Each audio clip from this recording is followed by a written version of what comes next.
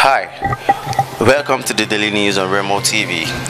I am Oludro Jeremiah. First, the national news. The President Major General Muhammadu Buhari retired has written a letter to the National Assembly seeking the confirmation of the service chiefs. The Senior Special Assistant to the President on National Assembly Senate, Babajide Omobuari, said this in a statement on Friday. He said after nominating the service chiefs, Buhari in a letter dated January 27, 2021 wrote to the National Assembly the approval of the legislative arm of the government. Omobuari said President Muhammadu Buhari has communicated the appointment of the service chief to the National Assembly and has sought for the confirmation of the said appointment by the Senate through his letter to the Senate President dated January 27, 2021. This was done in furtherance of Section 18(1) of the Armed Forces Act Cap A20 laws of the Federation of Nigeria. Some repentant bandits have surrendered their weapons and embraced the peace accord instituted by the Governor Bello Matawalle administration of Zamfara State. This was disclosed in a statement issued by the Special Advisor to the Governor of Media and Communications, Zlatan Baba. Baba said the repentant bandits surrendered 14 dangerous weapons at the government house, the smallest of them being an AK-47 rifle. He said 7 ardent bandits in Zamfara State are softened and repentant as they surrendered their weapons to embrace the peace accord instituted by Governor Bello Muhammad administration to end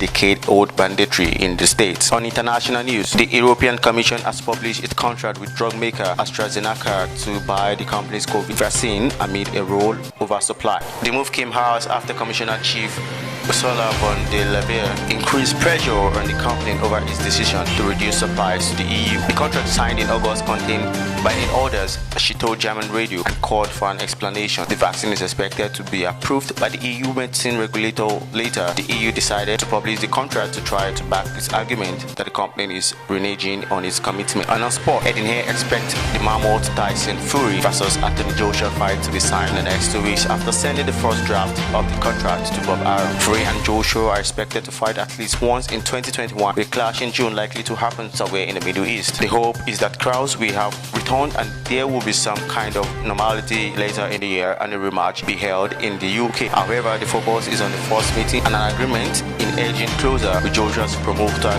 confirming that he has sent the first draft of the contract out to Fury's US promotional team. And lastly, on entertainment, one of Davido's aides, Israel, has taken to his Instagram page to reveal why popular singer Zlatan is mad at DJ Cuppy. In his post, he revealed that Zlatan blocked DJ Cuppy on social media as it tagged the disc jockey a full-faked friend. Israel claims came barely 24 hours after a video made rounds on social media that showed that Zlatan denied knowing DJ Cuppy in an interview on the Swedish show. According to Israel, who is Davido's personal logistics manager, he claimed that despite the commercial success of the 2019 hit song Gelato by DJ Cuppy and Zlatan, the disc jockey did not compensate Zlatan. He further alleged that the disc jockey took Zlatan for a fundraiser in Abuja where she made billions of naira, but she never paid Zlatan, neither did she cater. And that's the news I see. For more news, check us out on our social media platform on Facebook, Twitter, Instagram and YouTube at Officialremotv. Visit our website at www.remotv.com.ng. I am Oludro Jeremiah. Bye for now.